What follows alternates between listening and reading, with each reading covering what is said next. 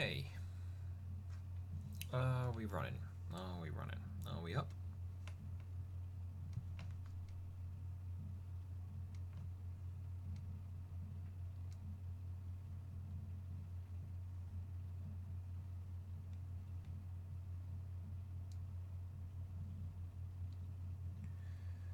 Okay. Well, hi guys. It's good to see you again, even though there's currently no one here. Um, I hope you've had a good week. It's been a bit of a rough one for me, to be honest. It's been a trying one. There have been a few people that have just kind of got in my way this week, and it's just been frustrating for all manner of different reasons, including one person who I don't even recall the name of. But I had a phone call conversation with them, and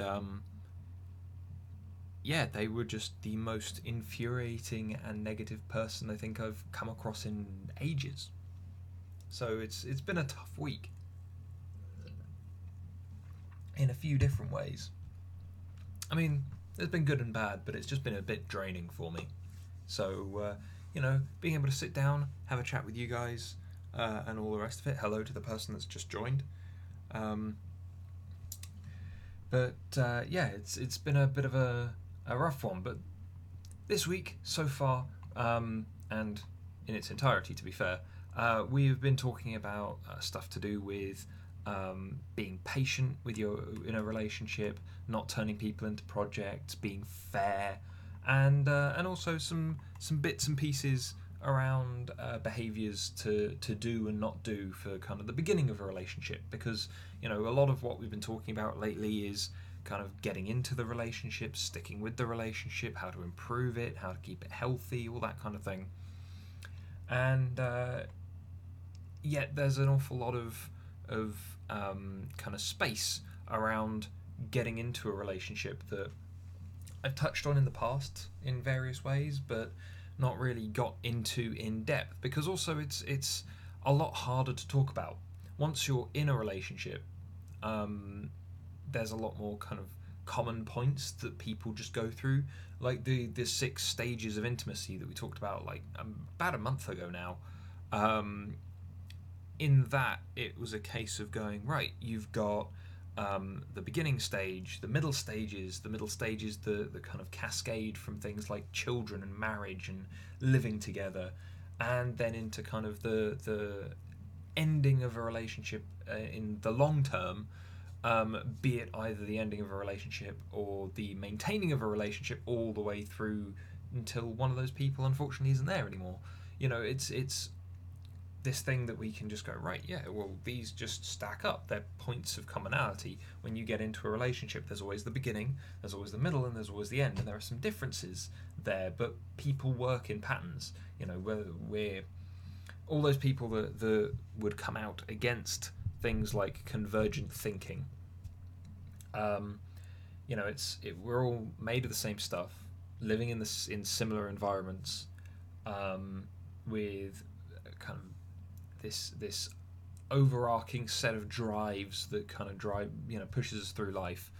One of which is companionship. Another one is kind of creating more of ourselves. The biological imperative: just create more, pass on your genes, um, all that kind of stuff. And yeah, so it kind of becomes this cascade, as it were, through these various stages. And those are easier to talk about, because even though I still have to be kind of vague, me going, right, well, let's talk about trust, let's talk about not turning people into a project, let's talk about the healthy side effects of arguing in those instances, all that kind of stuff. um, those are all things that people just find themselves living through. They're just attached to them. um, you have, if you have two people living in an environment, there is a likelihood that at some point they are going to argue about chores. They are going to feel like they are underfoot, or that the other person is underfoot. um, there are going to be those disagreements and those things that kind of break down or slow down and all that kind of stuff. And it's just something that whilst the minutiae will change, whilst the specifics of it will differ from person to person, from relationship to relationship, the overarching kind of event of here's an argument, or there's a communication problem, or dissatisfaction in the bedroom, all of those kind of things, nerves and worries, and seeing your partner struggling with something and you wanting to help but not knowing how, or trying to help too much, overstepping the boundaries. Those are things that lots of people do, and there's a reason why. I know that there's one thing that has happened with kind of Hannah and I a few times, where especially when one of us has been around another couple that are very similar to us in various ways, then the comparisons start being made because there are points of commonality to compare between. It's like, oh, well, they're just like us, but he's more like Hannah and she's more like me, or something like that. There's that kind of thing to relationships. There's usually these patterns that can be compared. But when it comes to the beginning of a relationship, the reason why you have people asking kind of, oh, well, how did you two meet, is because the reasons, the situations, the happenstances that actually bring people together are so varied. A lot of people, it's like, oh, we got introduced by a friend, or oh, we both did this same thing. But then, the number of things, the number of situations that friends can be involved in, all those other things. Oh, we met at work. Well, how did you meet at work? Because I know that so and so does this and you do this, but how did you bump into each other in that situation? There's a lot of variance there, and that's why kind of the beginning of a relationship is kind of the harder part to talk about. You especially when people are looking to you for answers. Because again, there may not be any answers to give. Someone goes, oh, well, what should I say to them? Well, I don't know them. And you're going on this date to maybe get to know them, so asking questions is a good idea, but I don't know, I'm not privy to every conversation you've had. And even if that was the case, even if I had been, then it's a case of going, right, well, I could answer all of these and maybe get somewhere with this person on your behalf, as it were, feeding you lines, all that kind of thing. The same way that you see various fairly unscrupulous pickup artists and things like that doing.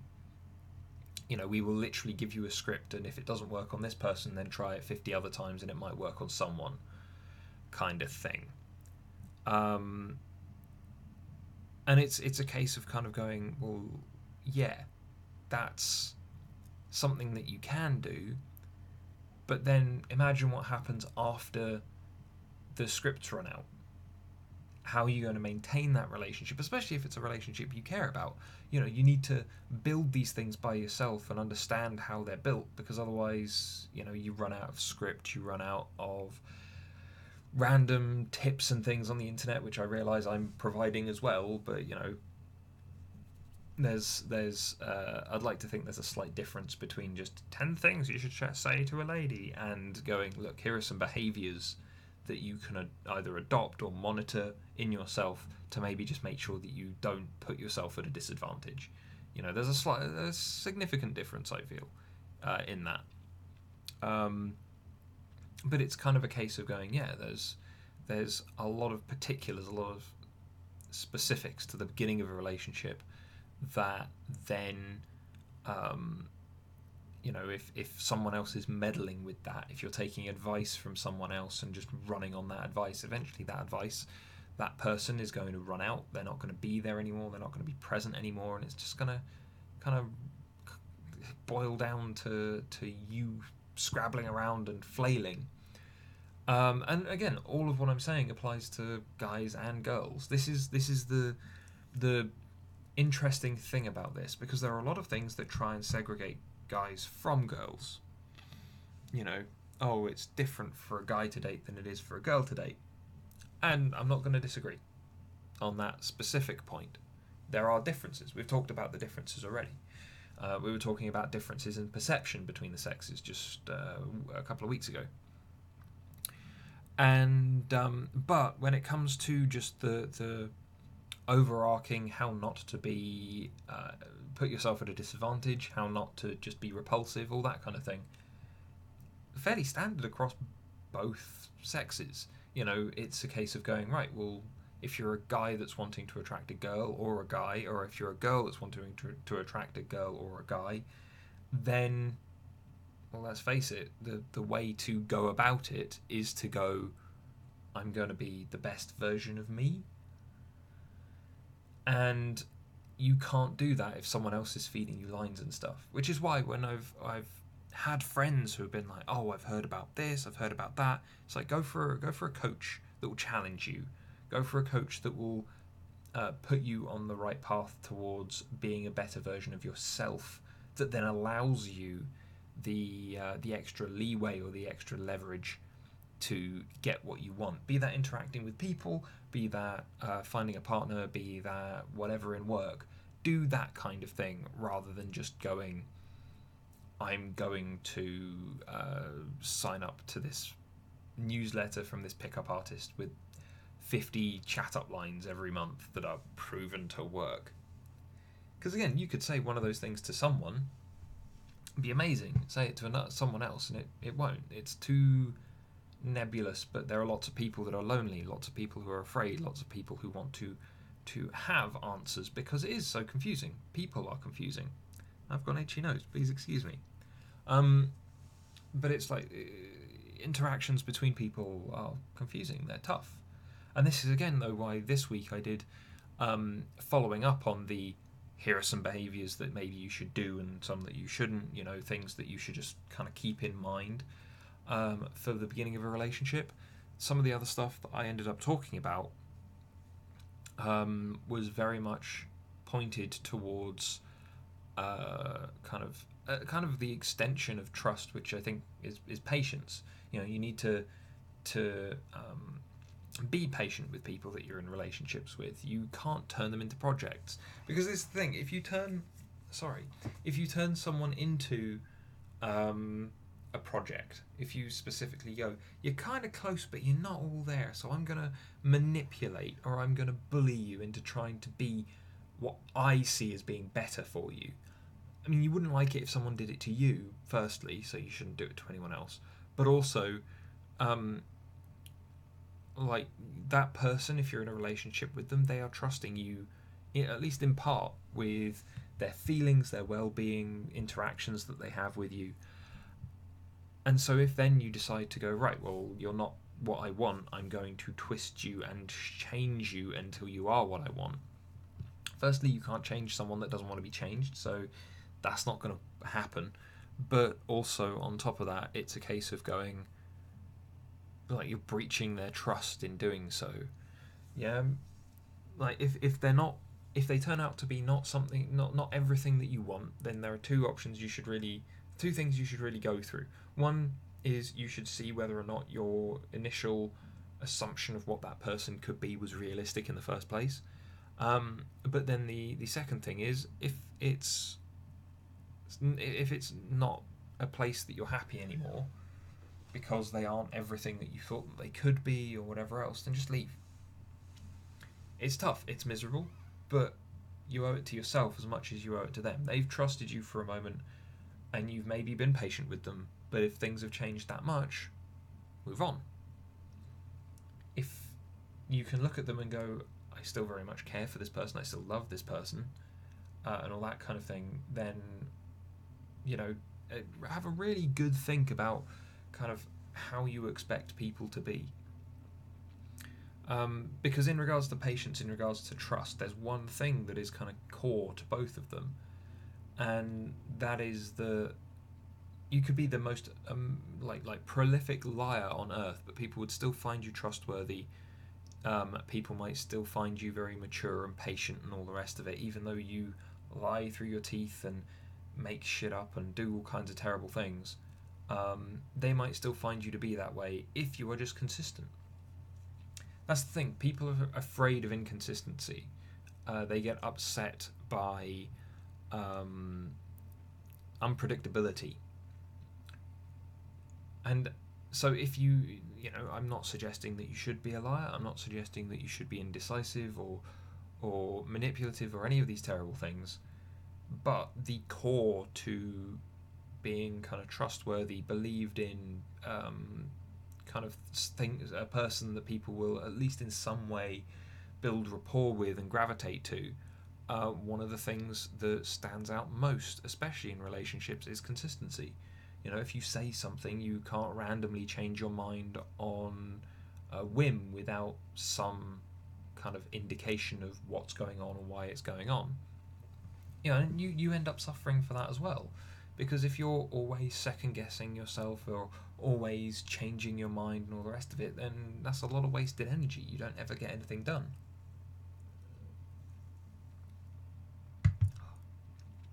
Or you torture yourself into kind of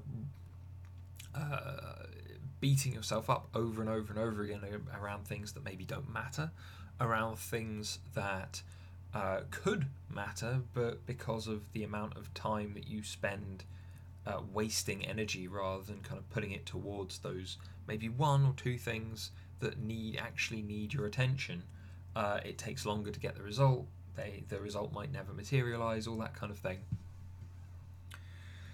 And so, going from this kind of brings us full circle, because with those behaviors that I listed off in my video on Monday about the 7 good behaviors, 3 bad behaviors, that things you should maybe avoid at the beginning of a relationship, you need to be consistent in the way that you demonstrate those, because again, one of the things with self-improvement and self-help that a lot of people don't get, and one of the things that is possibly the hardest thing that I run into as a coach, is you will go, yeah, here's a way to help yourself.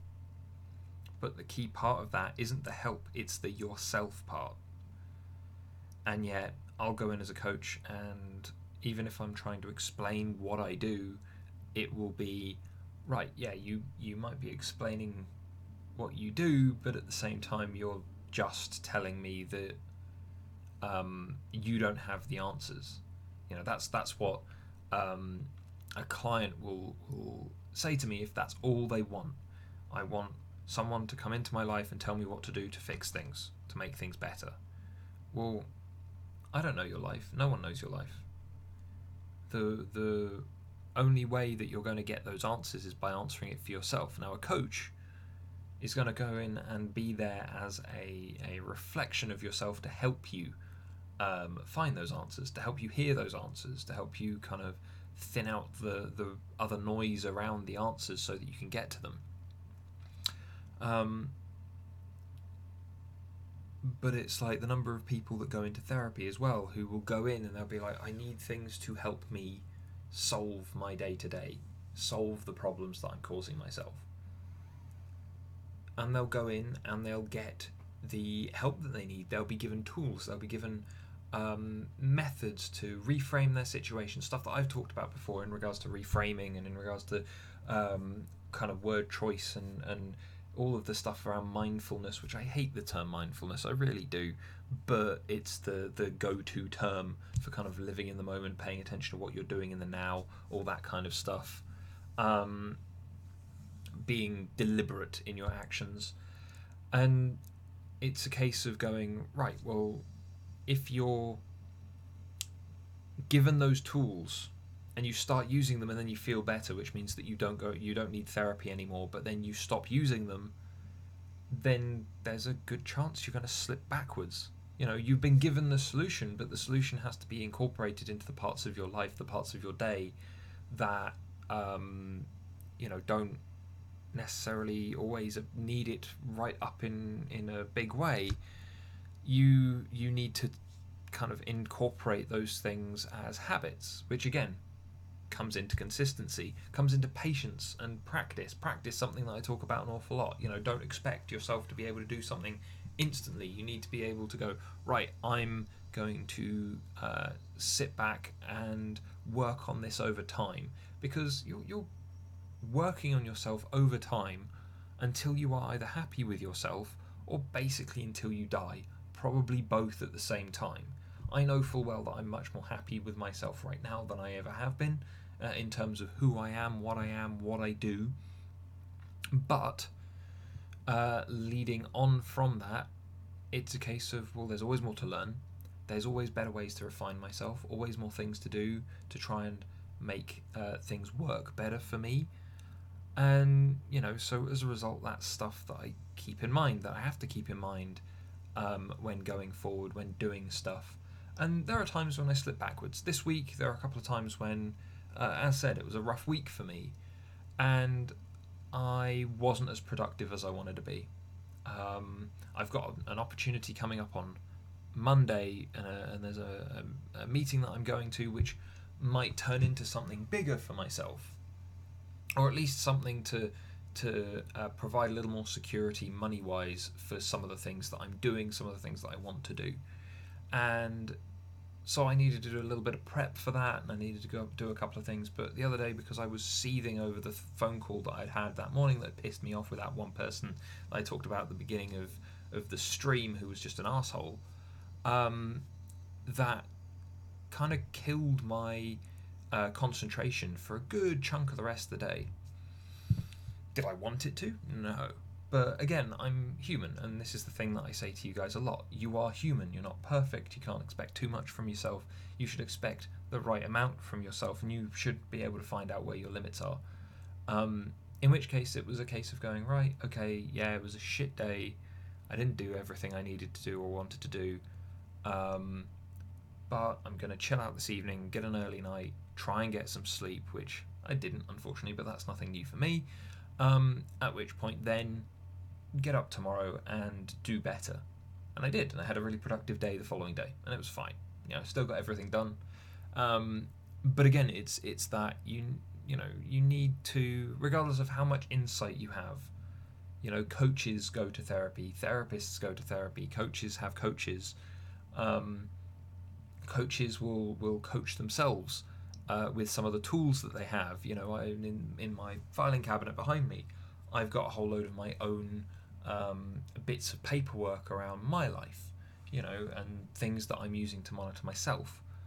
And it's one of the things that I've come across when talking to other coaches, when I've been networking with them, is that they aren't consistent in applying what they know and what they learn to their own lives, which I think is one of the places where we see the kind of stereotype of a life coach that can help everybody else but then can't help themselves.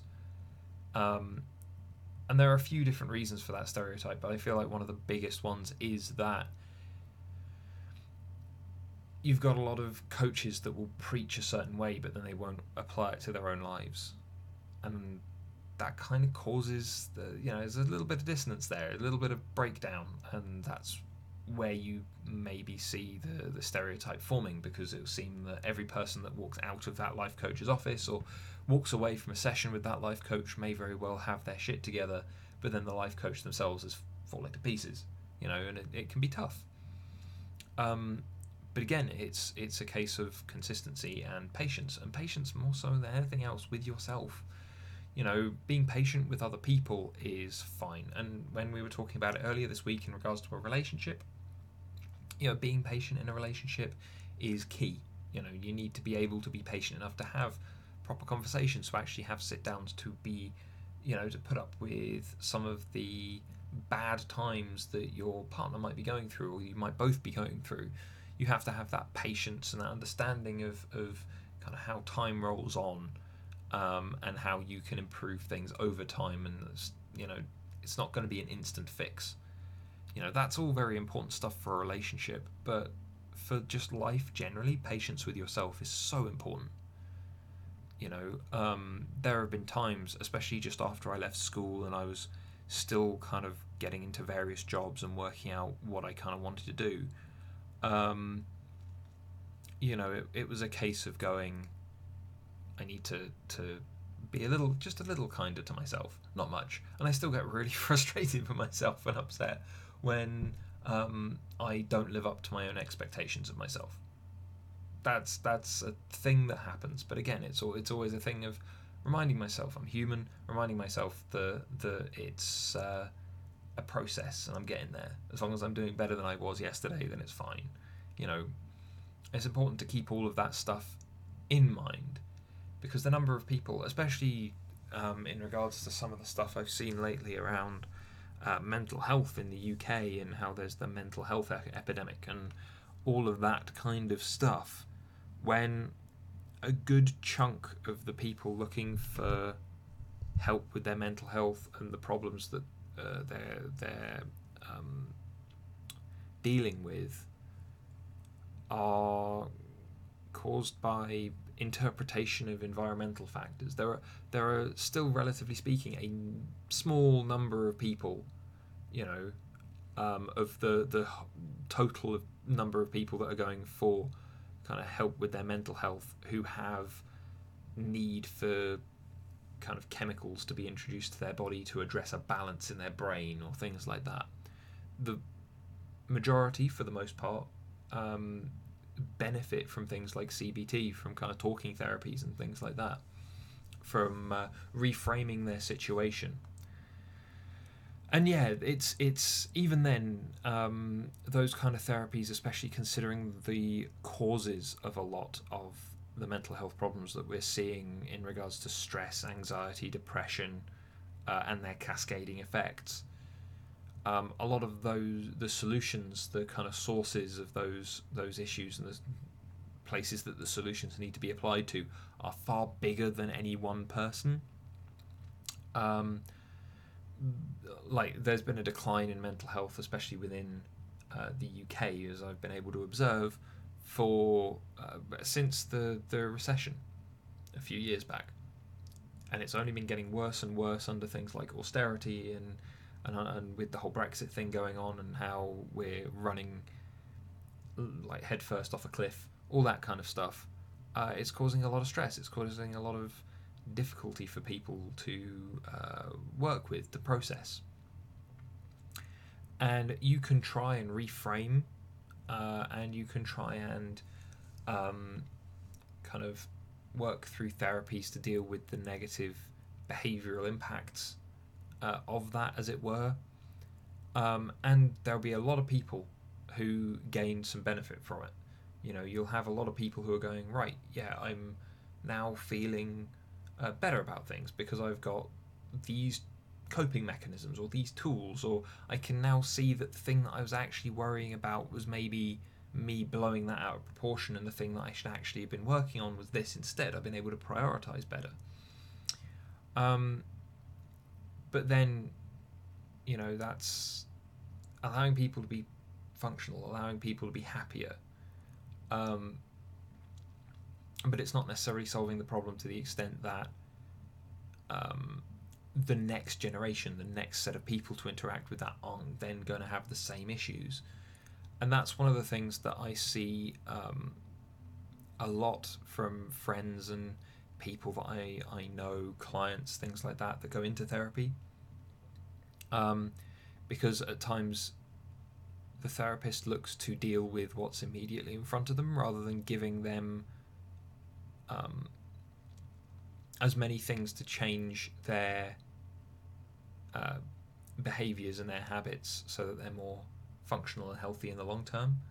Whilst a coach, and that, from what I understand from what I've been talking to people about and stuff like that, seems to be a failing, again, more of the system rather than the individual practitioners and things like that, where they are incentivized to potentially provide drugs depending on who they are and what they are and where they are practicing.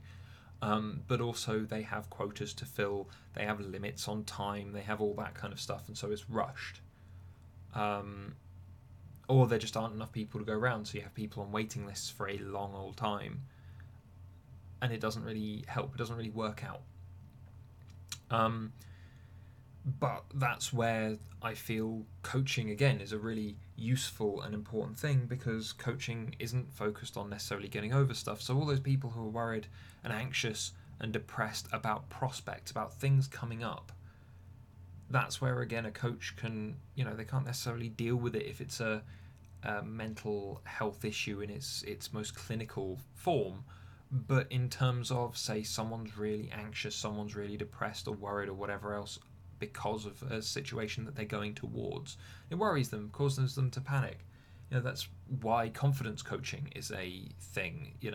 You go and get a confidence coach because they will sit you down and they will break down the limiting beliefs and the values and things that you have internalized, and they will allow you to then see more clearly and form better habits and better ways of looking at the situation, so you can kind of move past it and move forward to where you want to be from where you are.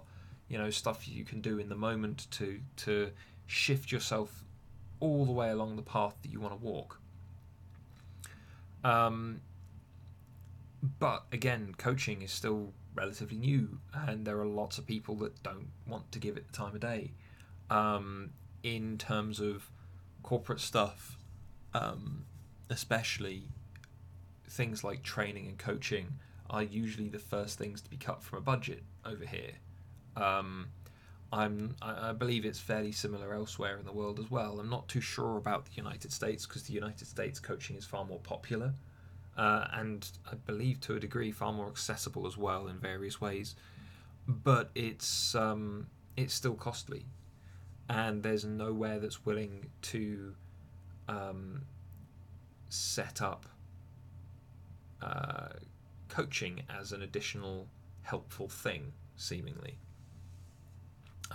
because they look at the scale of interventive, or the spectrum of interventive services, and you've either got people go for the two extremes more than they go for anything else. You will find someone looking for a consultant or looking for a therapist far more than you will find them looking for a mentor or a coach. Or, I mean, counselling and therapy is kind of very close up the other end anyway, but it's like the coaching, mentoring kind of middle of the spectrum kind of thing is something that a lot of people don't touch on. And even when they do, one of the things that amuses me about all of this, and how we've gone and how we've kind of gone off on a tangent here, but bear with me. But one of the things I kind of find amusing is that with a therapist, lots of people will go to the therapist, get a solution for their immediate problem in terms of tools, in terms of coping mechanisms and things like that. Then they will go away and they won't apply those fully. And then on the other end of the spectrum, where you've got things like consultants, they will come in and fix a problem for you, but they don't teach you how to then solve that problem or deal with that problem in the future either. So then they go away and the same different or similar problem arises and they have to be called back. Like, all of these interventive strategies, all of these interventive services are self-defeating by design. People that go into these things want to go in, solve the problem for their client, and then move on to the next client. We want to help. That's the core of it. But it's still a case of where people aren't applying what's being given to them, be it either strategies or coping mechanisms, coaching tools, the stuff that I provide people, taking full advantage of a consultant to make sure that things are put in place in such a way that there is no need to call them back, all that kind of thing. Because people aren't patient with themselves, they're not patient with other people, and they're not consistent. It leads to things breaking down again not too long after the problems have been solved and things have been dealt with initially.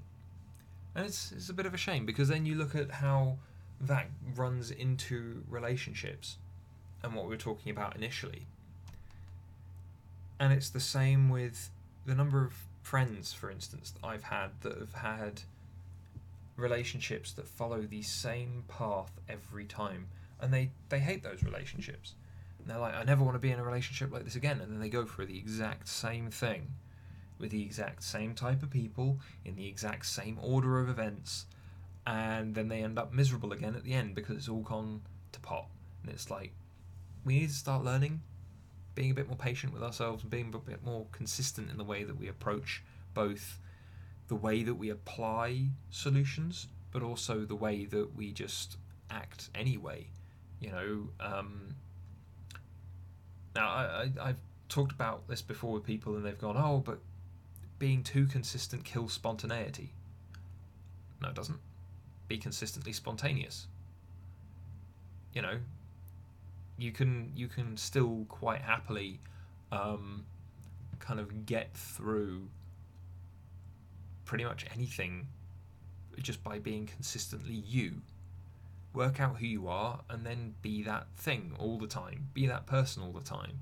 And when you're not that person, be patient with yourself, because it means that something's probably gone wrong or some situation has changed that's taken you outside of your normal set of operations, your normal set of approaches to things. So, just give yourself a bit of a break, I guess.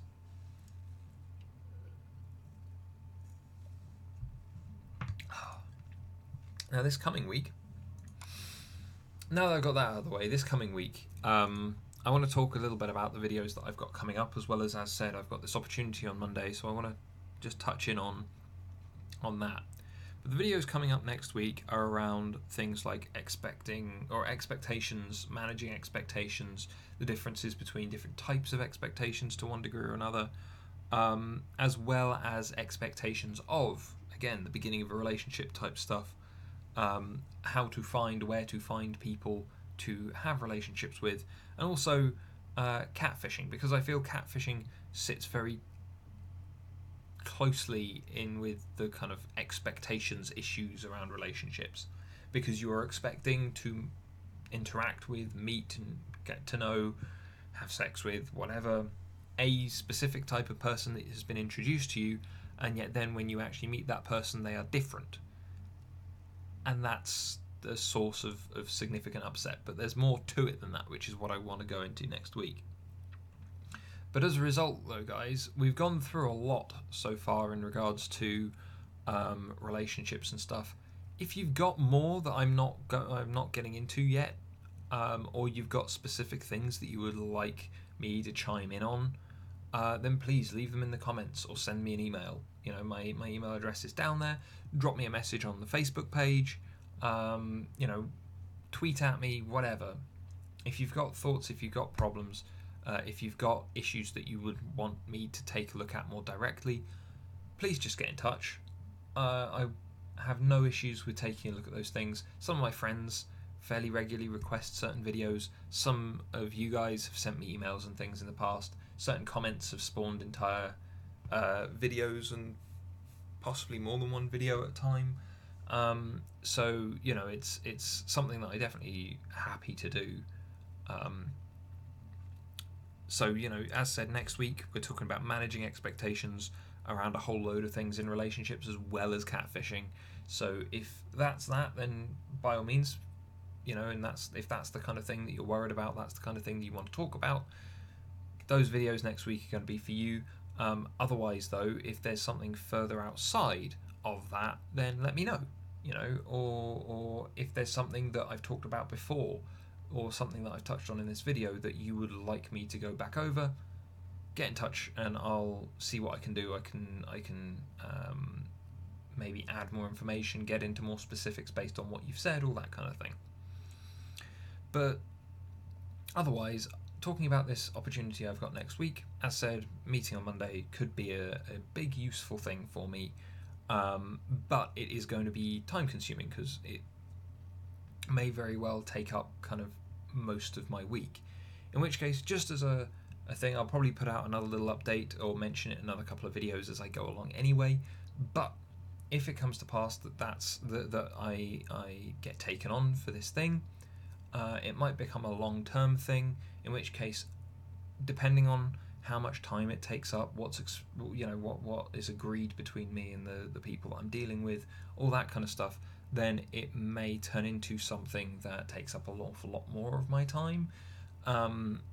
in which case I'll keep you guys apprised, but otherwise I'm just warning now that there might be some kind of skips or some delays and things in certain videos, or maybe I'll start doing more live streams during the week, so that, you know, even if I don't have the time to sit down, make a video, all the rest of it, we can still pull some stuff up and have a chat about it. You know, the coaching videos will probably still be fine. I'll probably still be able to make those fairly easily and succinctly. But some of the videos, some of the gameplay videos that I've been doing with Hannah and stuff, they might take a little longer. Or I might have to start posting on the weekend again. Or alternatively, then we've also got just kind of balancing out between them again, kind of like I did early on with the channel, where I had like a couple of days that would be this type of video, a couple of days would be that kind of video, including like this day was just a gaming day, or these days were just for these topics. So we'll see how it all pans out, but I just wanted to warn you guys, because I know that there are some people that tune in every day, and I have no doubt that they are either possibly the two people still watching at the moment, or possibly they will see this later on today, and so they'll be able to just be aware. Obviously, there is the notification bell there if you want to use it to get the emails whenever it's coming out. Facebook and Twitter, but every day, every time a video or every time another thing goes up on the channel, it gets fed out through those two as well. If you would prefer not to receive email after email of every single thing that I do on the channel, then you know you've got numerous different ways for, if you are looking for certain things, if you're invested in what I'm talking about, then it's here, it's there. You can go and take advantage of those 3 different ways to get on top of it. On the plus side, though, with some of the extra resources that this opportunity that's coming up may provide me, it will also make sure that I can, well, I say make sure, it should also give me some extra resources, some extra kind of oomph behind getting some of the things ready for things like Patreon, so that I can then go, okay, well, if you guys want to support the channel, here are, based on the things that you guys told me in the survey, which, by the way, I'm still open to feedback on that stuff, so it's still, the link to the survey is still down in the description here, but it's a case of going,